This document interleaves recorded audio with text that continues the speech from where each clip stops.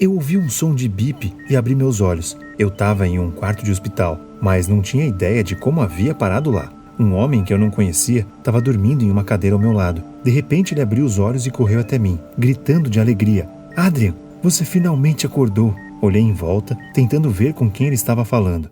Oi, meu nome é Adrian e eu tenho 15 anos. Bem, pelo menos é o que os meus pais me disseram, porque eu não me lembro de nada. Há alguns meses, acordei em um hospital e percebi que havia perdido a memória. Eu estava deitado na cama do hospital, ouvindo meus pais conversando alegremente, quando percebi que eu não os reconhecia. Eu nem sabia o meu próprio nome. Não conseguia me lembrar em que cidade morava ou em que ano estávamos. Como consegui perder minha memória? Eu perguntei isso quase que imediatamente, mas a médica hesitou e não respondeu. Ela olhou para os meus pais e eles também não quiseram me contar. Você não pode se estressar. Vamos conversar sobre isso outra hora. Tive alta alguns dias depois. Olhei pela janela do carro, mas não consegui reconhecer nenhuma das ruas. Até mesmo a rua de casa parecia completamente estranha para mim. Havia várias caixas cheias de coisas perto da porta. O que é isso? Eu perguntei. E mais uma vez não obtive resposta. Meus pais me arrastaram para dentro de casa dizendo que provavelmente era lixo de algum vizinho. Eu estava prestes a me decepcionar novamente quando entrei em meu quarto. Eu esperava sentir alguma coisa, mas nada aconteceu. O quarto parecia estranho e de alguma forma vazio, sei lá. A semana seguinte foi muito difícil. Eu precisava conhecer meus pais de novo. E no fim de semana, meu pai anunciou que era hora de eu voltar para a escola. Escola? Que é isso? Eu perguntei, vendo meus pais ficando pálidos, bem diante dos meus olhos. Eles me deram um pedaço de papel e uma caneta, mas eu não sabia como usá-los. Foi quando descobri que minha perda de memória havia sido muito mais séria. Na escola, depois de um pequeno teste, descobri que eu teria que estudar com crianças pequenas. Estar entre crianças de 6 anos e tentar se lembrar de como ler e escrever. Eu me sentia desconfortável perto das crianças mais novas. Todos os dias, eu esperava que um dos meus velhos amigos me encontrasse no corredor, mas ninguém apareceu. Meu único consolo era saber que eu fazia tudo muito melhor do que os meus colegas de classe. Meus dedos pareciam saber escrever, então não precisei me esforçar muito. Ainda assim, fiquei extremamente chateado, tanto que até meus pais perceberam isso. Vamos jogar golfe. Você sempre amou o golfe. Eu ouvi no domingo de manhã. Meu pai me levou a um clube de golfe para me animar. No começo fiquei feliz, mas então algo deu errado. Eu me senti estranho segurando o taco. Era como se eu nunca tivesse usado um desses antes. Além disso, depois de meia hora, simplesmente fiquei entediado. A próxima a tentar me animar foi minha mãe. Me ajude a cozinhar. Você adorava cozinhar, ela disse. E eu relutantemente caminhei até a cozinha. Honestamente, eu tentei, só que, mais uma vez, senti que algo estava errado. A faca em minha mão parecia um objeto desconhecido. E, novamente, me senti incrivelmente entediado. O incidente na escola foi a gota d'água. Eu estava na fila do almoço no refeitório quando ouvi garotas sussurrando atrás de mim. Fiquei muito interessado. Então diminui o passo para conseguir ouvi-las. A memória dele tá boa, é só uma desculpa para não ser zoado. Ele provavelmente só é um bobão mesmo. Depois de ouvir uma das meninas falando isso, perdi todo o apetite. Eu corri para fora do refeitório, percebendo que as coisas não podiam continuar assim. Eu precisava da minha memória de volta, o mais rápido possível. Decidi dar uma volta todos os dias, na esperança de ver algo familiar. Decidi contar aos meus pais sobre o meu plano e pensei que eles me apoiariam, mas eles me proibiram de fazer isso. Papai disse que era muito perigoso. Eles não só me proibiram de assistir TV e jogar no computador, dizendo que era ruim pra mim e que eu nunca tinha gostado disso, como agora eu também não podia nem passear. Então me leve de volta pro hospital. E se os médicos descobriram algo novo? Eu protestei e meus pais não conseguiram encontrar nenhum motivo para dizer não pra mim. Mas os médicos não encontraram nada. Disseram que eu estava absolutamente saudável e precisava ter paciência. Eu estava sentado, muito chateado. Mamãe e papai pediram para conversar a sós com a médica e eu fiquei esperando por eles. De repente ouvi vozes. Doutora, há uma chance de que a memória dele não volte nunca mais? Perguntou minha mãe. E foi minha imaginação ou ela parecia esperançosa? Há algo que possamos fazer para que a memória dele não volte? Desta vez era meu pai falando e essas palavras me deixaram furioso. Eles estavam falando sério. Eles realmente não queriam que minha memória voltasse. Eu me senti péssimo. Eu não podia confiar nos meus próprios pais. O que eles estavam tentando esconder de mim?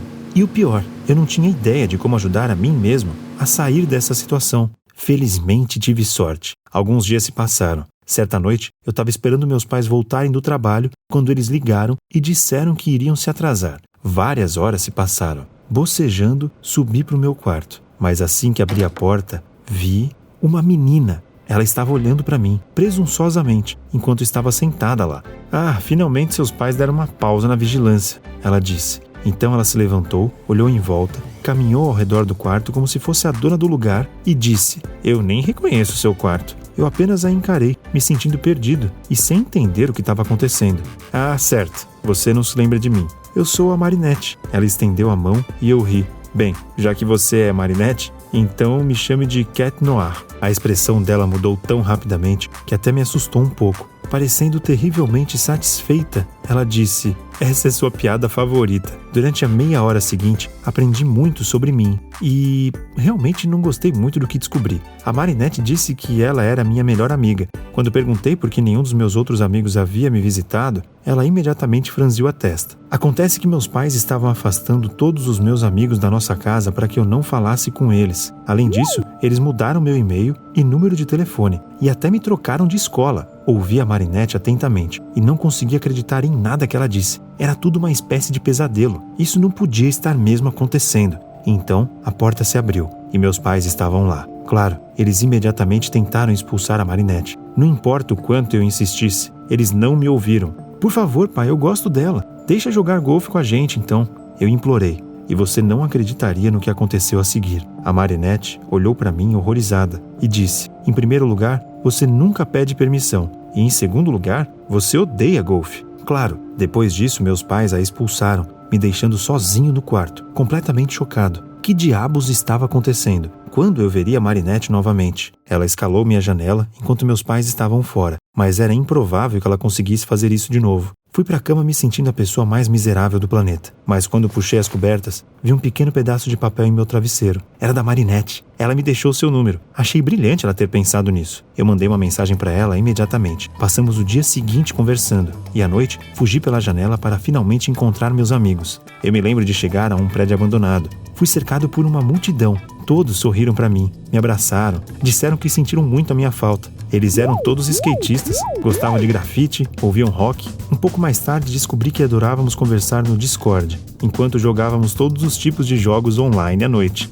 Esses caras eram o que meus pais chamariam de má influência, mas eu nunca me senti tão querido e confortável nos últimos meses. Era como se eu finalmente estivesse onde eu deveria estar. Tudo finalmente ficou claro para mim. Eu não tinha sido o adolescente mais bem comportado. Eu passava muito tempo fora, não ajudava muito em casa. Então meus pais decidiram que a perda de memória era a chance perfeita de criar uma nova pessoa e conveniente. Eles mentiram para mim quando disseram do que eu gostava e do que eu não gostava. Eles também não me deixaram falar com meus amigos de propósito, para que eu não me lembrasse de nada. Daquele momento em diante, comecei a fugir de casa todos os dias para sair com meus amigos à noite. Minha memória não tinha voltado, mas pelo menos eu me sentia bem. Eu me sentia injustiçado pelos meus pais. Então, não falava com eles. Apenas um pensamento não me deixava em paz. Como eu perdi minha memória? Decidi perguntar aos meus amigos, mas assim que perguntei, eles ficaram tristes e em silêncio. Era óbvio, eles sabiam, mas não queriam me contar. Eu não esperava uma traição dessas. Fiquei chateado e com raiva e fui embora, é claro.